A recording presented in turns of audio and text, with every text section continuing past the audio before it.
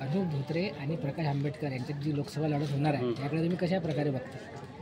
कशा प्रकारे म्हणजे ते लढतच नाही होणार आहे. ते एकदम त्यांनी जो उमेदवार दिला मुळात त्याच उमेदवारावर सगळं डिपेंडेड आहे. मी पहिले पण सांगितलं तुम्हाला, शहरातल्या याच्यावरच शहरातल्या लोकांनाच माहिती नाही, तर जिल्ह्यातल्या लोकांना काय माहिती राहणार आहे. आणि एवढा अभ्यासू व्यक्तीपुढे अशा व्यक्तीला उभं करणं म्हणजे सरळ सरळ हे दिसत आहे की भाजपकडे कुठला कॅन्डिडेट नसावा, म्हणून त्यांनी ऑप्शनली काहीतरी पर्याय लोकांना द्यायला पाहिजे म्हणून दिला.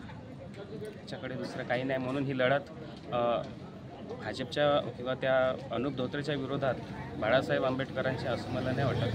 की बाळासाहेब आंबेडकरांना थोडीच तोड देणारा एक व्यक्ती भाजपनं द्यायला पाहिजेत होता, जेणेकरून मतदारांना पण मत देण्यासाठी एक चांगला आनंद झाला असता आणि निवडणूक कशी असते हे त्यांना समजलं असतं की आपला प्रतिनिधी कोण असावा. अनूप धोत्रे की प्रकाश आंबेडकर?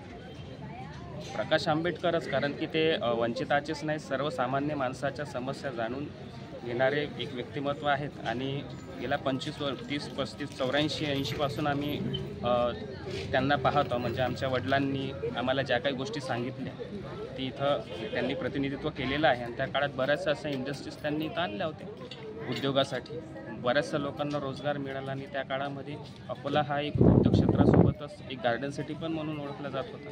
तर अशा व्यक्तिमत्वाला पुन्हाच लोकांनी निवडून द्यावं अशी माझी तरी आणि इथल्या अकोला शहरातल्या सर्व वंचितांची एक जबाबदारी पण आहे आणि इच्छा पण आहे. आम्हाला प्रकाश आंबेडकरजीच आमचे नेते म्हणून पाहिजेत, जेणेकरून आम्हाला न्याय मिळेल आणि युवकांना रोजगार मिळेल.